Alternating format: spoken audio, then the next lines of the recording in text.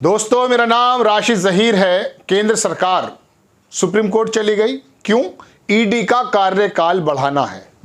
आखिरकार ईडी के जो डायरेक्टर्स हैं, ख़ास करके ये वर्तमान वाले, इसमें इतना इंटरेस्ट क्यों है और ईडी के डायरेक्टर को थोड़े और समय तक क्यों बराबर बनाए रखना चाहती है सरकार? 2 साल का कार्यकाल होता है सर दर्शकों। पहला एक्सटेंड हुआ, पहले साल हुआ एक्सटेंड, दूसरे साल हुआ, तीसरे साल हुआ। सुप्रीम कोर्ट की नज़र पड़ी किसी आवेदक के माध्यम से, कहा कि हट जाइए 30 जुलाई तक। क्यों? क्योंकि कुछ ना कुछ तो ऐसा नज़र आया कि जो कानून सम्मत नहीं है।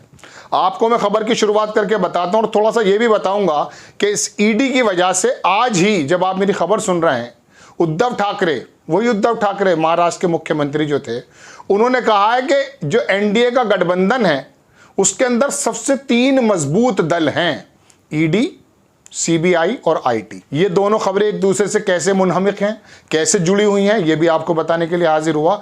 खबर लिखता है अखबार के ईडी डायरेक्टर के कार्यकाल बढ़ाने को लेकर सुप्रीम कोर्ट पहुंची केंद्र सरकार, दायर की याचिका। इसको तो यहीं रुक जाइए। अब बात यह है दर्शकों कि आखिरकार संजय साहब की कार्यकाल को बढ़ाने का इंटरेस्ट क्यों है। सबसे पहले तो मैं आपको यह बता दूं कि अभी महाराष्ट्र की सरकार जब शिंदे सरकार के हाथों में गई है, उससे पहले बहुत सारे लोगों को आरोप यह है, बहुत सारे विधायकों को ईडी के माध्यम से नोटिसेस दिए गए थे। लेकिन जब सरकार बन गई शिंदे सरकार, उसके बाद सब कुछ मामला ठंडे बस्ते में चला गया। क्यों?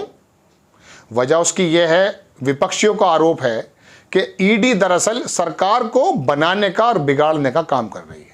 ईडी का काम क्या था? फेमा के अंतर्गत, पीएमएलए के अंतर्गत इसका काम यह था कि जो आर्थिक गतिविधियां हैं उसमें जो अनियमितताएं हैं उनको दूर करना है। लेकिन पिछले दिनों में क्या देखा गया है, आपको पहले तो मैं खबर का थोड़ा सा सार बता दूं ताकि क्लियर बात हो जाए कि एक्चुअली सरकार चाहती क्या है। लिखता है अखबार के केंद्र ने ईडी के डायरेक्टर संजय कुमार मिश्रा का कार्यकाल बढ़ाने की मांग को लेकर एक बार फिर सुप्रीम कोर्ट का दरवाजा खटखटाया। इस मामले में 27 जुलाई को सुनवाई होगी। सुप्रीम कोर्ट के एक फैसले के मुताबिक ईडी डायरेक्टर के तौर पर एसके मिश्रा का कार्यकाल 31 जुलाई को खत्म हो रहा है। आज ईडी डायरेक्टर एसके मिश्रा के कार्यकाल को बढ़ाने के लिए केंद्र सरकार ने सुप्रीम कोर्ट में एक याचिका दायर की। इस याचिका की मेंशनिंग एसजी जो हैं, सॉलिसिटर जनरल जो हैं, तुषार मेहता ने की। बता दें सुप्रीम कोर्ट सुनवाई के लिए तैयार हो गया।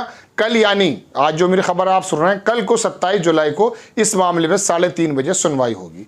ईडी का डायरेक्टर का क्या ताल्लुक है पिछले दिनों, ये तो मैंने आपको बता दिया कि शिंदे सरकार के बारे में ये कहा जाता है कि जब उद्धव ठाकरे की सरकार में ये लोग बाकायदा विधायक थे, मंत्री थे, इनके पास ईडी के नोटिसेस आते थे।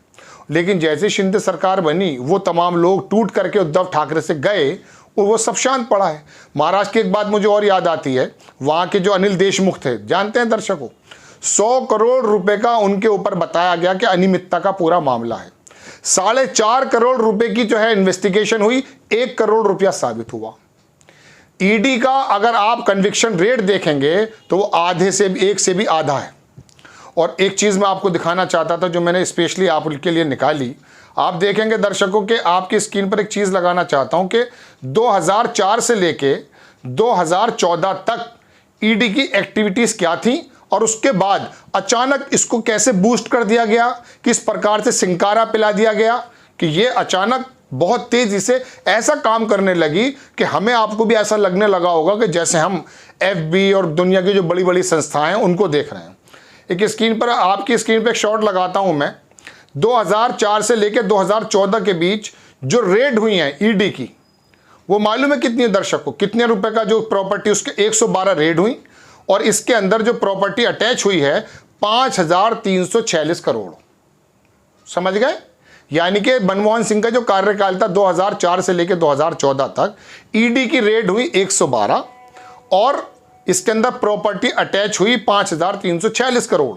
अब बात यह है कि 2014 से जब हमारे मोदी जी आ गए, 2022 तक रेड हुई है 3010, 112 और 3010, कितना डिफरेंस है।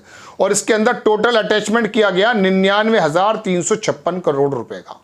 अब आप कहेंगे ये तो बड़ी अच्छी बात है भाई, एक संस्था एक संस्थान अगर एक्टिव हो जाता है तो कितनी अच्छी बात है।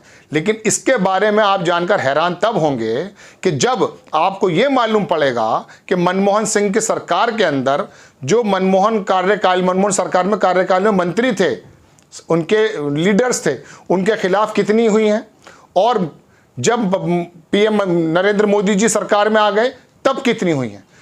रेट जो है दर्शकों 75-90% से ज्यादा का है। 2014 से 2022 के बीच में जो रेट पड़ी हैं 90% से ज्यादा विपक्ष के नेताओं पर पड़ी हैं। तो जितने भी बैड डेब्ट्स थे, हुडलम्स थे या आरोपी थे, वो गोया के विपक्ष की सरकार में थे, विपक्ष के लोगों में थे। इसी बात पर नजरें खड़ी होती हैं कि आखिरकार सरकार जो है, नरेंद्र मोदी जी की सरकार, डायरेक्टर साहब का कार्यकाल बढ़ाने के लिए इतनी बजिद क्यों है। 2018 में नियुक्त हुए, 2 साल का कार्यकाल होता है। 2 साल के कार्यकाल में दर्शकों मैं आपको बता दूं, 1 साल जब एक्सटेंशन दिया गया 2020 में, उस समय एक याचिका लगाई गई कि यह इलीगल है। जब ही 2021 में ही यह बात लाई गई, एक ऑर्डिनेंस पास किया गया कि ईडी का कार्यकाल यदि केंद्र सरकार चाहे तो बढ़ा सकती है, लेकिन उससे पहले वो बढ़ा चुकी थी। फिर अगले साल भी बढ़ा दिया गया, फिर अगले साल भी बढ़ा दिया गया। ऐसा मिश्रा जी में क्या नजर आया है केंद्र सरकार को? वजह उसकी ये कि ये रेड और ये जो तमाम की तमाम प्रॉपर्टी अटैच हैं, ये तमाम विपक्षी नेताओं पर ज्यादातर शामिल हैं। तो दर्शकों, बहरहाल केंद्र सरकार एक बार फिर जो है सुप्रीम कोर्ट के प्रांगण में पहुंची और कहा कि आप जो हैं हमारे डायरेक्टर साहब का कार्यकाल बढ़ा दें। इसके पीछे क्या मंशा है आप देख लीजिए।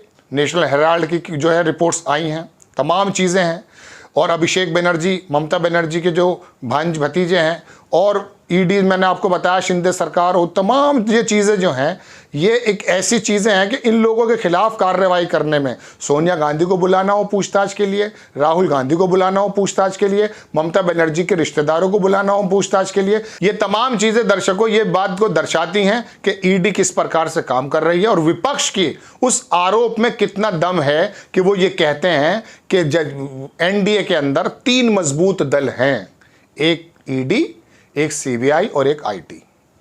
आपको खबर कैसी लगी अपनी राय कमेंट्स बॉक्स में जरूर दीजिएगा। नेक्स्ट टाइम मैं किसी खबर के साथ आता हूं। जय हिंद।